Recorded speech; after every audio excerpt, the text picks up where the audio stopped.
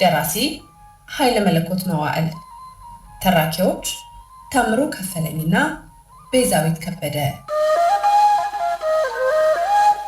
የወዲያነሽ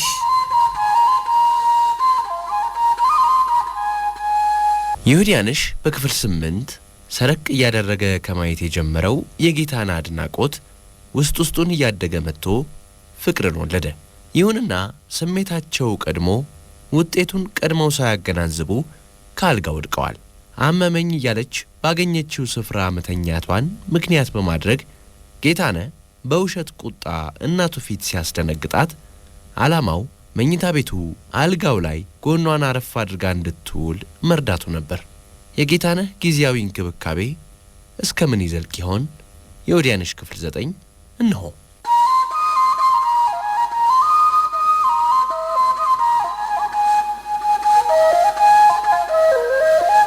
ብዕሩን ጣል አድርጋ ትከሻዬን ተመርኩዛ ቆመች። ለምን እንደሆነ ባላውቅም ደነገጥኩ። ያየሁትና የሰማሁትን ማመን አቃተኝ። ለመቀመጥም ለመነሳትም አቅም አጣሁ። መንፈሴን አንዳች አስደሳች ነገር ከወዲያ ወዲህ ናጣት። ቀና አልኩና ትኩር ብዬ ተመለከትኳት። በፊቷ ላይ የተለመደው እንጂ ልዩና አዲስ ፈገግታ አልታየባትም። እኔ ግን ስለ አዲሷ እሷ ሳስብና በማላውቀው የህይወት ምስጢር ውስጥ ስጠልምና ስወጣ ጥቂት ደቂቃዎች አለፉ። ማንበብና መጻፍ በመቻሏ ወሰን የለሽ ደስታና ተስፋ አጥለቀለቀኝ። የአቀማመጤን አቅጣጫ ቀይሬ የወዲያነሽ ከፊት ለፊት እንድትቆም አደረግሁ። ከዚያም ሁለቱንም እጆቿን ይዤ አንጋጥጬ ያየሁ። የወዲያነሽ የተማርሽ ማን አስተማረሽ ብዬ ባጭሩ ጠየቅኳት። ፈገግታዋ ውስጡን ለሚንፈቀፈቀው የደስታዬ ስሜት እጁን ሰጠ። ውብ ማራኪ ድምጿም ሰለለ። ወይኔ ተላሊት፣ አንተን ያስደሰስኩ መስሎኝ ተሳሳትኩ ብላ ከንፈሯን መጠጠች። ከጥቂት ዝምታ በኋላ ከተውኩት ይኸው እንግዲህ ከ2 ዓመት በላይ ሊሆነኝ ነው ብላ አሁንም እንደገና ትንፋሿን አንዳች ዝማርጌ ነገር ወደ ውስጥ የመጠጠው ይመስል በዚያው ጸጥ አለች። እናሳ ብዬ ከያዛት የዝምታ ወጥመድ ባላላቀቃት ኖሮ ዝምቷ በዚያው ማርኮ ሊያስቀራት ነበር። ምኑን እናሳልከኝ? አሁን እንዲሁ ሀበልቶት ሊቀር ለወጉ ያህል እስከ 7ኛ ክፍል ተምሬ ነበር ብላ ሳትጨርስ እንባ ካረገዙ አይኖቿ ላይ የእንባ እንክብሎች እየተሽቀዳደሙ ወረዱ። ሐዘኗና እንባዋ የልቤን ጣራና ወጋግራ አነቃነቀው። አንጀቴ ተላወሰ። ነፍሴ ሰተት ብላ ትካዜ ረግረግ ውስጥ ገብታ ተቸከለች። ገንዘቡን አንስታ ከቆጠረች በኋላ ትካዜ ባደቀቃት ድምጽ እንካ አንተው ጋር አስቀምጥልኝ ብላ ኮቴክስ ውስጥ ወሽቃው ጥላኝ ወጣች። አንዳንድ ቀን ማንም ሳይሰማና ሳያውቅ ወደ መኝታ ቤት እየገባች ከኔ ጋር ማደሯ በታላቅ ጥንቃቄ ቀጠለ። ሆኖም ሁሉ ጊዜ በህሊና አይኖቼ ፊት ፈታኝ የሆነ የውድቀት አዘቅት ፈተና እንጂ የተስፋው ጋገን አልታየኛለ። የፈጸምኩትንና ያጋጠመኝን ነገር ሁሉ ብቻዬን ስለተሸከምኩት የሐሳብ ጭነት ከበደኝ። ምስጢሬን አፍኜ እስከ ወዲያኛው ለመዝለቅ ያለኝ ቆራጥነት ብርታት እንደ ትቢያ በነነ። አካላቴ በስጋት ተመነጠረ። አስፈላጊውን ምክርና ብልሃት ወይም ሌላ እርዳታ ሊያገኝልኝና ሊያደርግልኝ የወዲያነሽንም ከመከራ ለማዳን የሚቻልበትን ቀና ሐሳብ ሊያካፍለኝ የሚችል ልበ ሰፊው የልብ ጓደኛዬ ጉልላት ብቻ እንደሆነ ተገነዘብሁ።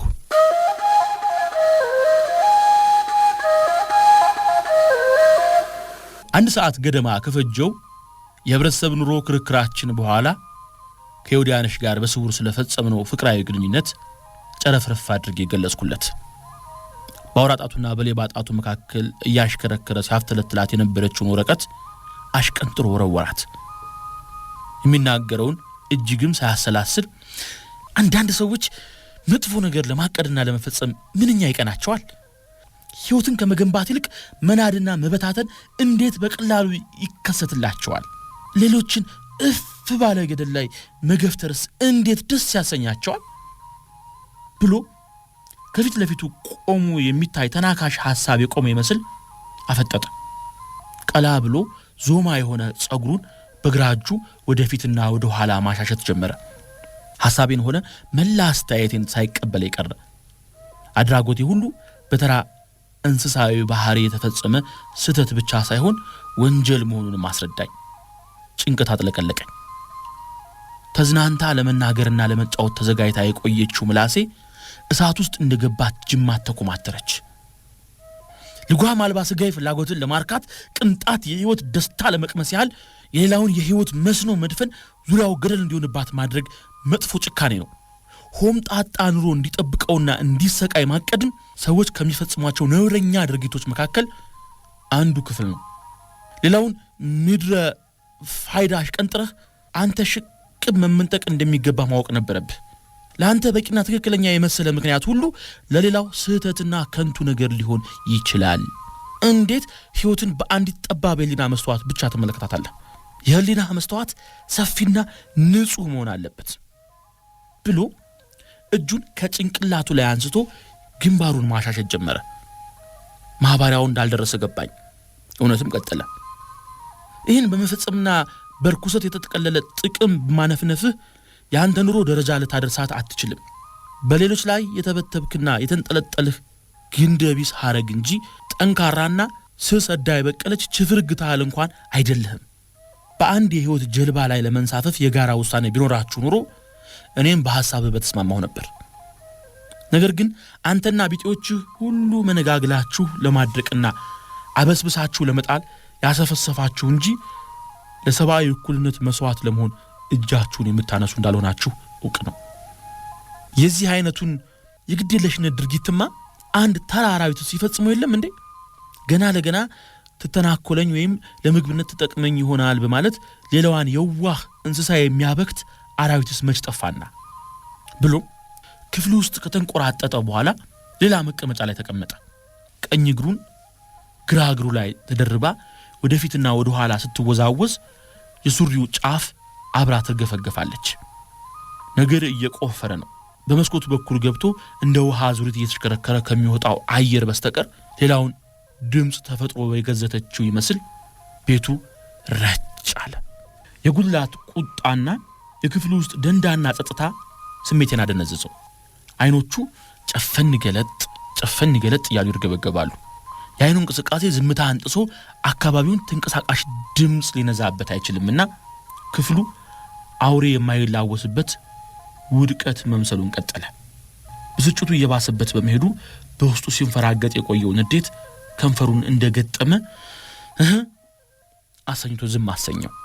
ዝም ብዬ ማዳመጥ፣ ጸጥ ብዬ በሐሳብ በትር መደብደብ ስለመሰለኝ በውስጥ ያለውን ምክንያትና ሐሳብ ሁሉ ዘግዝኬ ለማቅረብ ተነሳሁ። አይ እንግዲህ ሳይበቃ አይቀርም ብዬ በመጀመርና ሚስጥሬን ያንዶለዶልኩልህና ሐሳቤን ያካፈልኩህ እውነተኛ ጓደኝነት ጠንካራ ህሊና ግንኙነት ድልድይ በመሆኑ ነው። ብሳሳትም ባልሳሳትም ባጠፋም ባላጠፋም ያንተ ሐቀኛ አቋም የእኔ የህይወት ምስክር ነው። ያሰብኩትና የወጠንኩትን የቸገረኝንና ያጋጠመኝን ሁሉ ካላወያየሁማ የጓደኝነታችን ጥልቅ ትርጉምና መሰረቱ ምንድነው? ሳልንገዳገድና ፊት ለፊቴ ሳይጨግ ልራመድና ልመለከትበት የሚያሰኘኝን የአስተያየት መላ በማቅረብ ወደ ተደላደለ አካባቢ አዝልቀኝ እንጂ መሳሳቴንማ እኔም ራሴ ቀደም ብዬ ተረድቼዋለሁ በማለት ጨረስኩ። ብሳሳትም ባልሳሳትም ማለት አትችልም። አዎ ጓደኝነት የሁለት ሰዎች መገናኛ የህሊና ጋብቻ ናት ብሏል አንድ የፈረንሳይ ምሁር ብሎ ጀመረና ሙሉ ልቦናህ ጭምር እንጂ ስጋዊ አካል ብቻውን ዘላቂና ድርጁ ያደርገው። ያውም ይሄ አንተ አድራጎት የሌሎችን ህይወት ኑሮ የማጥቆሪያና የማሰናከያ ግልጽ ዝሙት እንጂ የጋብቻን ጠርዝ እንኳን የሚነካ ኢምንት የታማኝነት ድርጊት አይደለም። በአንተና በእኔ አይነት ኑሮ ውስጥ የሚኖሩ ሰዎች ቁልቁል ወርዶ መኖር የሞት ያህል ያስፈራቸዋል። በሌሎች ትከሻ ላይ ወደ ላይ መውጣት የሚጥማቸውን ያህል ወደ ታችኛው ኑሮና ዓለም መውረድ ግን እጅግ ስለሚመራቸው በኃይልና በግዴታ ካልተዘረጠጡ በቀር አይንበረከኩም፣ አይወርዱምም። ምንም እንኳን ጓደኛዬ ብትሆንም ለአካባቢ ህብረተሰብ መርዝ ሆነ የሌላውን ህይወት ለማጨለም ስትጣጣ ሳይም ሆነ ስሰማ ዝም አልልህም። አንድ ሰው ጓደኛዬ ነህ ሲልህ ጠላት አይደለህም ማለቱ ነው።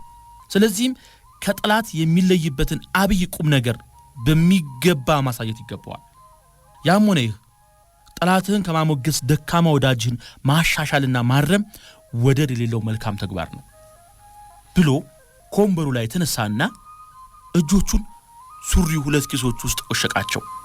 ቁጣውን በወንድማዊ ትትናና ለዘብታ ለማቀዝቀዝና ለማግባባት በመፈለጌ ጥፋተኝነቴን በመታስረዳ ልም የጸጸት ፈገግታ ትክ ብዬ ያየሁ መቼም በኔ በኩል ያለው ነገር እንደከረመ እንቁላል በስብሷል። ካንተ የምጠብቀው ደግሞ የቁጣ ቃላት ዶፍ ሳይሆን አራሚነት ያለው ተጨባጭ ድጋፍን ነው ብዬ ንግግሬን ሳልጨርስ ድጋፍ የምትጠይቀው አስነዋሪ ድርጊትን የመደበቂያና የማታመልጠው የሊና ፍርድ የማምለጫ ጥያቄ እንጂ እውነትን ለማፍረጥረጥና ለእርሷ እንደ ጸጉር የቀጠነችባትን የህይወት ጎዳና ለማስፋት ለማደላደል አይደለም።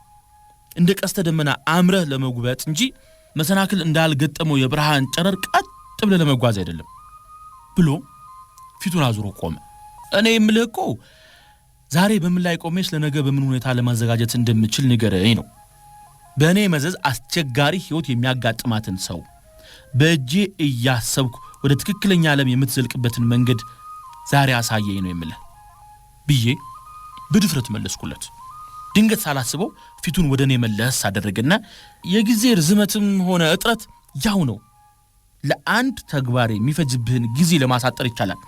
የአንዲት ደቃቃ የህይወት ርዝማኔ ግን ምን ጊዜም ቢሆን ያው ነው። ትልቁ ግብግብ ያለው ካንተው ከራስህ ጋር ነው። ሰው የለውጥ ምንጭ ነው። ነገ ላይ ቆሜ ዛሬ ላይ ተንበርክኬ ማለት የችግርህ ማቃለያ አይሆንም። ስንዘጋጅና ዛሬ ነገ ስንል እፍኝ ማትሞላዋ እድሜያችን እንደ ማስተሻ ጨርቅ ነዳ ታልቃለች። ያንተ መስተካከያና መታነጫ ዛሬ እንጂ ነገማ የፍጻሜ ዕለት ሊሆን ይችላል። ራስህን ድል ሳታደርግ በሌላው ላይ አትዝመት። በእድፍ ቅመም የተሰራ ሳሙና ሊያቆሽሸን እንጂ ሊያጸዳን አይችልም ብሎ ጥቂት ዝም ካለ በኋላ ሐሳብና እምነታቸውን ታውቀዋለህ። የወላጆች አጥንት፣ ስጋ፣ ደም፣ ክብርና ከንቱ ዝና ሁሉ በአንድ ጊዜ ተረስቶና ስንኩል እምነታቸው በመንፈቅ በአመት ተለውጦ እሷን የሚቀበሉ ይመስላል። እንጃ። ይሄ በትናንትናና በዛሬው ትውልድ መካከል የሚገኝ የይለይለት ሰይፍ የሚመዘዝበት የአመለካከት ጦርነት ነው ብሎ ገረመብኝ። እኔ ለመኖርና ለማግኘት የምፈልገው እኔ የሚመስለኝና የሚስማማኝ የአኗኗሪ ሐሳብ አካባቢ ውስጥ እንጂ በእነርሱ የእምነትና የአመለካከት ክልል አይደለም ብዬ ከተቀመጥኩበት እስከምነሳ ድረስ ካፌ ላይ ቀልቦ አይሁንላቸውም እንጂ ቄሶች ሲሰብኩ ገነት ይችናት ሲኦል ይችናት እያሉ በማሳየት ቢሰብኩ እንዴት ደስ ባላቸው ነበር።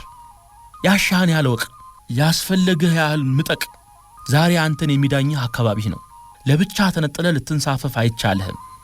አንተ የምትፈልገው ዓለም ውስጥ መኖር የምትችልበት ጊዜና ትውልድ ገና አልደረሰም። ህይወት የምትስተካከልበት ጊዜ ገና ነው። በጣም ሩቅ ነው። ያም ባይሆን የራሱ ህግና የኑሮ ስርዓት ይኖረዋል። ቀልድና ምር የየራሳቸው ጊዜና ቦታ አላቸው። ያም ቢሆን የወንዝ ዓመቴ ከምትንሳፈፍበት ወንዝ ላይ ተነስታ እስከምትበርበት ጊዜ ድረስ መላ አካሏን የምታንሳፈፈው በውሃ ላይ ነው። የህዝቡን ህይወት ለመለወጥ የምትችል በህዝቡ ህይወት ውስጥ እየኖርክ ነው ይባላል። ያንተ ማስተሳሰብና ያኗኗር አመራር የሚመራውና የሚታዘዘው በአካባቢህ በውስጡ በሚገኙ የአብዛኞቹ ሰዎች የጋራ አስተሳሰብ እንጂ በዘፈቀደ የሚመራ ልዩ የኑሮ ደሴት ልትመስረት አትችልም። አንዲት ጠብታ ወለላ በአንድ ጋን መርዝ ውስጥ ምን ያህል ለውጥ ታመጣ ይመስልሃል? ካልተመጣጠነ ትወድቃለህ ብሎ መጀመሪያ ወደ ተቀመጠበት ቦታ ተመለሰ። ያበላሽሁትና ሰናከልኩትን ለማስተካከልና ለማቃናት ከቻልኩ ሙሉ ሰው መሆኔን አውቃለሁ። በግዴለሽነትም ያደናቀፍኳት ህይወት የጸጸት ረመጥ ሆና ስታቃጠለኝና ስታሰቃየኝ እንድትኖር አልሻም። ባስገደደኝ ችኩል ስሜት ተመርቼ የፈጸምኩትን በደል ሁሉ ለመደምሰስና ከእርሷ ጋር እስከ ዳር ለመዝለቅ ቃል እገባለሁ ብዬ ሌላው የማቀርበው ሐሳብ ስለጠፋብኝ ዝም አልኩ። ይህንን መሰሉን ማህበራዊ ችግር ብቻዬን አቃላለሁ ብለንም አትወጣጠር። ማህበራዊ ችግር የሚፈታው በህዝብ ማህበራዊ ትግል ነው። የውሸት ባህር ጤዛ የምታህል እውነት ሊሆን አይችልም። የአንድ ነገር ሚስጥር ይዞታ እስኪገለጽና እስኪታወቅ ድረስ ተለዋዋጭነት ያለው አይመስልም ይሆናል። ሰዎች ስንባል ሐሳባችንን ቆልምመን ስሜታችንን ለመግታት ያለን ጥንካሬ የተለያየ ነው። እንደውም የሐሳባቸው እስረኞችና ተገዢዎችም አሉ ብሎ አፉን አባበሰ። አንዲት ውብ አበባ እስከምትጠወልግ ድረስ እንኳን ረጋ ብለን በትግስት አናያት። የመጀመሪያ አፍላ ውበቷ እንጂ በድርቀቷ ውስጥ የሚገኘው መልኩ አይታየንም። አንተም እንዲሁ የዛሬው የለጋነት ውበቷን ከአካባቢ ተኩላዎች ጋር ከተሻማህ በኋላ የህይወት አጽም ብቻ ሲቀር በጥላቻ ተፍተህ ከፍላጎትህ ውጭ አደርጋታለህ ብሎ ከግንባሩ እስከ አገጩ ድረስ ፊቱን ጠረቀ። ይህ አይነቱን ስህተት በመፈጸም እኮ የመጀመሪያው ሰው እኔ አይደለሁም ብዬ ጀመር ሳደርግ የመጀመሪያውም የመጨረሻውም አለመሆንህም እንደማትሆንም አሳምሬ ያውቃለሁ። የመጀመሪያው የሚያጋጥም ነገር እጅግም ልብ ሳይባልና ሳይታረም ያልፍ ይሆናል። የእያንዳንዱ ሰው ባህሪም የየራሱ መታወቂያና መለያ መሆኑን በሚገባ አውቃለሁ ብሎ እንደ ፌንጣ ዘሎ ጥሎኝ ወጣ። ፊት ለፊቴ ግዙፍ የሐሳብ ተራራ ስለተደነቀረ ወደፊትም ወደ ኋላ መሄድና መንቀሳቀስ አቃተኝ። ለመጀመሪያ ጊዜ ከራሴ ጋር የሐሳብ ትግልና ግብግብ ገጠምኩ። ጌታነህ አልኩት ራሴን። ከራሴ ጋር የማደርገውን ክርክርና ውጣ ውረድ ሲጀምር ቅኒቷንና ደጊቷን የወዲያነሽን እስከ መጨረሻው ለመሸከም አትችልም ወይ? ጉልላት እንዳለው የህይወቷን አፍላ ውበት በወረት አይን መግምገህ ከልብ ውስጥ ትተፋታለህ ሆይ ብዬ ራሴን ጠየቅኩት። ሆኖም ጠቃሚ ነገርን እንደማሰብ እንደመፈጸም አስቸጋሪ ነገር ስለሌለ ፈጣን ውሳኔ መስጠት አቃተኝ። ራሴን የመጽየፍ ያህል ታዘብኩት። ከወዲያነሽ ጋር ያለን ደማቅ ፍቅር እያደር በመድመቅ የሚንተገተግ እንጂ የሚጠፋ ለመሆኑን ስለማውቅ በልቤ ውስጥ የሚበራው ተስፋ ቀጠለ። በቅጽበትም ቢሆን በልቤ መዋዠቅ አዘነሁ። ጉልላትም ቢሆን ይህንን ጉዳይ እየዋለሁ እያደረ እንደሚረዳልኝ ጽኑነቴን ተመልክቶ እንደሚያበረታታኝ ያውቅ ነበር። ጉልላት ፊቱን እንዳኮፋተረ ተመልሶ ገባ። ራሱን እየነቀነቀ ከተቀመጠ በኋላ ተገዥነቷንና የበታችነቷን ምክንያት በማድረግ የግዴታ ውዴታ ባስከተለው እሽታ ተጠቅመህ ለፈጸምከው በደል ምን ካሳ እንደምታቀርብ አላውቅም። እያንዳንዱ አእምሮ የግሉ ዘዴ ይኖረዋል። እስከ መጨረሻው በእውነት ቃል ተጠቅመህ ከጸናህም ሐቅን ለማግኘትና ውጤቷንም ለማየት እንደምትችል እርግጠኛ ነኝ። ግን የህይወቷን ዳመራ ሳይሆን የውድቀቷን አመድ ለማየት የምትሻ ከሆንክ ሰው የመሆኛ ቅመምህ ትርጉም ሁሉ ከዕለት ወደ ዕለት እየተፈቀፈቀ ይጠፋል። ነገም ከነጎዲያም የምታደርገውንና የምትፈጽመውን ሁሉ እየተከታተልኩ ሐሳቤንና ምክሬን አካፍልሃለሁ። ግን ወላዋይ መሆን የለብህም ብሎ ዝም አለ። ጉልላት ቀስ በቀስ ቀዘቀዘ። ሳቅና ጨዋታ ጀመር። ቤቱን ፈገግታ አርከፈከፈበት። ከዚያም በኋላ ጠቅላላ ታሪኩን ከስር መሰረቱ አንጠርጥሬ ነገርኩት። ምንጊዜም ቢሆን በተለይ እሁድ ከጉልላት ጋር ስለ ልዩ ልዩ ጉዳይ ቢያንስ አንድ ሰዓት ያህል ክርክርና ውይይት ሳናደርግ አንለያይም። ጉልላት ቁመቱ ዘለግ ከወደ ትከሻው ሰፋ ብሎ ወደ ቅላቱ ወሰድሰድ ያደረገው ጸጉሩ ቀላ ያለ ዞማ ሲሆን ከወደ ግንባሩ ገለጥ ያለ ነው። ፊቱን ከግንባሩ የጀመሩ ወደ ታች ሲመለከቱት ሾጠጥ ያለች በመጥበብ የምታልቅ የ26 ዓመት ወጣት ነው።